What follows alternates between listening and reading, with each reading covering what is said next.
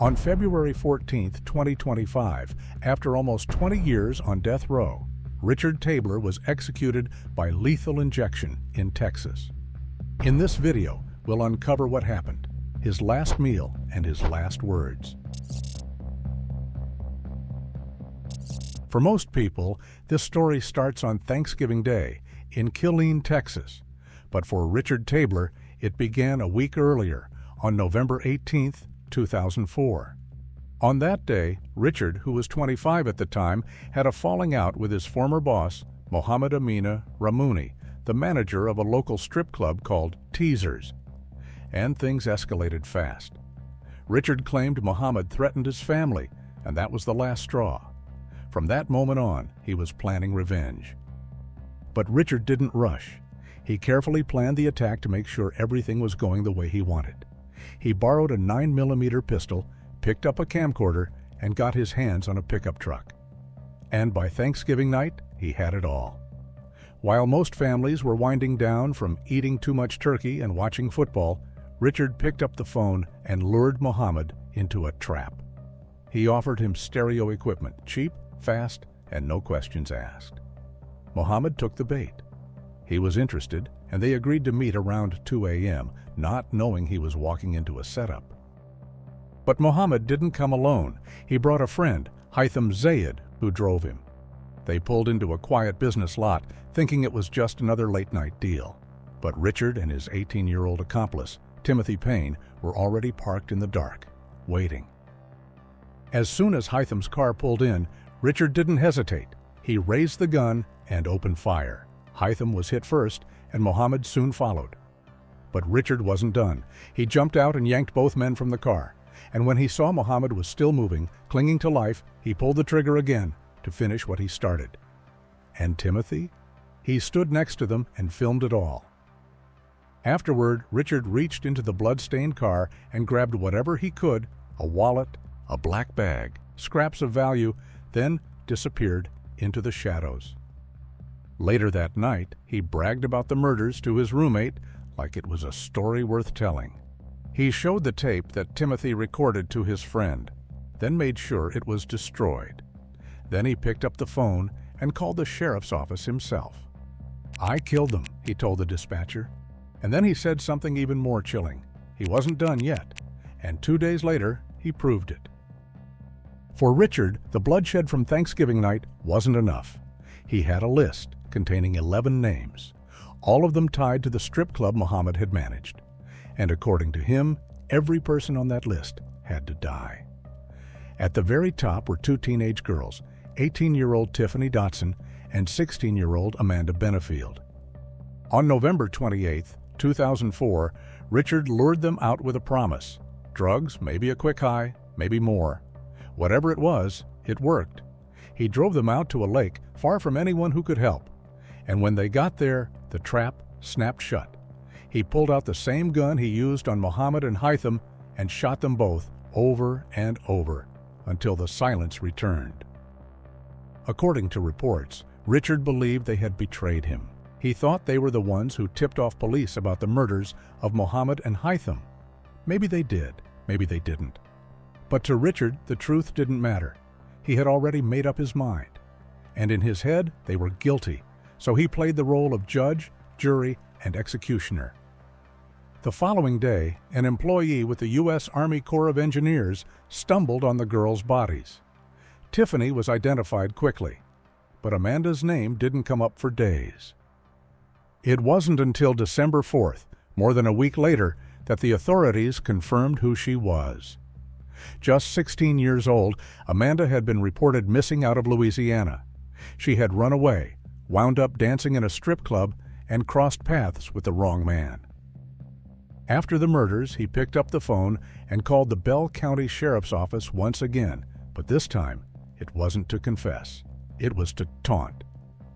Richard bragged about killing Tiffany and Amanda, and he wasn't done. He threatened to do more, said that if they didn't shut the club down, more bodies would follow, that he would go after the rest of the staff, and maybe even the police too, if they got in his way. He said it flat, like a threat he had already rehearsed. But how did Richard Tabler get to this point? He came into the world on February 5, 1979, in Tulare County, California, and his parents, Lorraine and Robert, weren't ready for it. Court records later revealed that Robert didn't want the baby and that he had pushed for an abortion. But that didn't happen, and that decision would follow the family for years. The marriage barely survived Richard's birth. Robert was checked out, always working, always traveling, usually drunk, and often unfaithful. He didn't pay much attention to Richard, and Lorraine wasn't around much either. She worked long shifts and left Richard with his older siblings.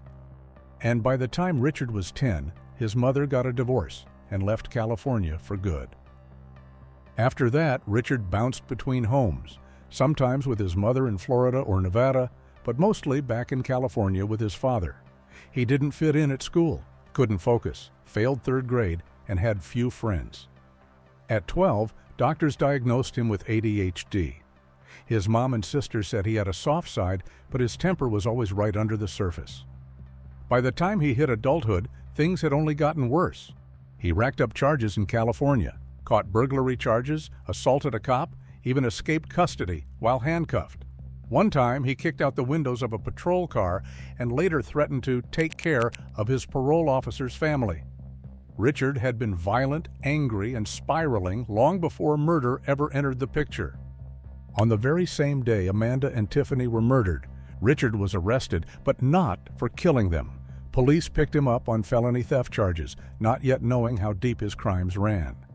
But the timing raised red flags, and detectives already suspected his involvement in Mohamed's death 2 nights earlier.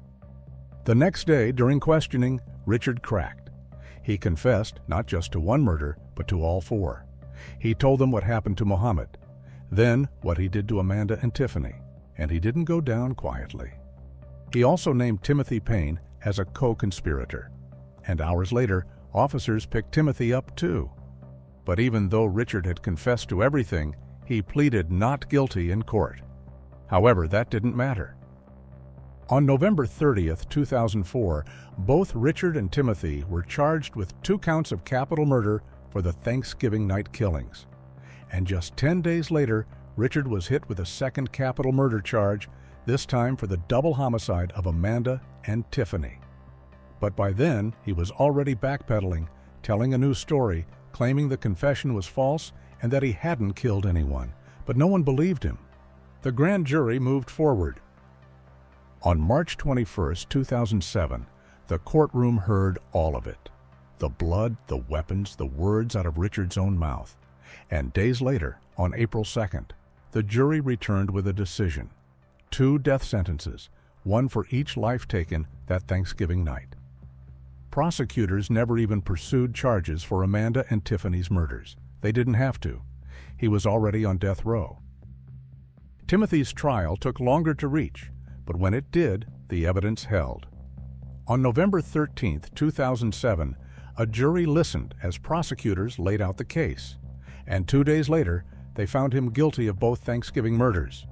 He was spared the death penalty, but sentenced to life without parole. He remains in prison at the Memorial Unit. The earliest he can seek parole is 2044, after at least 40 years behind bars. As for Richard, his path through the legal system was a mess of contradictions. One year, he said he was ready to die. The next, he fought to stay alive, filing appeals, blaming lawyers, blaming mental illness, blaming anyone but himself. But every motion failed. Every appeal was denied. And in the end, death row remained his final stop. And whatever chance he had left behind bars vanished in 2008 when Richard got his hands on a smuggled cell phone. He used it to call Texas State Senator John Whitmire, not to plead for help, but to threaten him and his family. That single call set off a statewide prison lockdown and made headlines across Texas. And above all, it shattered any remaining trace of sympathy for him. But in the years that followed, Richard claimed he had changed, said he found God, started drawing, writing, even mentoring other inmates. Some believed it, others didn't. But his wife did. They met through a prison letter-writing program, and she spoke of him with conviction. "The Richard I know," she said, "isn't the man they call a monster. I've never met anyone, even out here in the free world, with a heart bigger than his." And she wasn't alone. His family saw it too. Richard had become an unlikely caretaker behind bars. And one summer day in June, while cleaning his cell, he spotted a baby lizard crawling near the wall.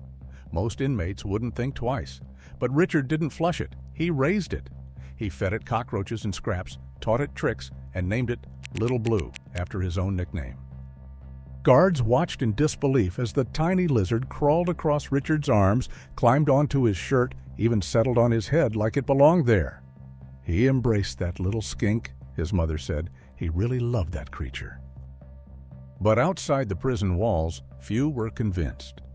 The damage was already done, and his late-in-life transformation couldn't outweigh the violence that put him there in the first place. The state of Texas agreed, and a date was set. On February 14, 2025, just 8 days after his 46th birthday, Richard was executed by lethal injection at the Huntsville unit. He wasn't allowed to choose a special last meal and ate off the menu. In his final statement, he addressed the families of his victims, saying, "There is not a day that goes by that I don't regret my actions. I had no right to take your loved ones from you, and I ask and pray, hope and pray, that one day you find it in your hearts to forgive me for those actions. No amount of my apologies will ever return them to you." He also thanked his family, legal team, and prison staff for their support. If you want to read his full statement, I suggest you pause the video here. After apologizing several more times and saying this was the beginning of a new life for him in heaven, he told the warden, "I am finished." As the drugs began to flow, he mouthed once again, "I'm sorry," then began breathing quickly. After about a dozen breaths, all movement stopped. He was pronounced dead at 6:38 p.m. Richard Lee Tabler was 46 years old.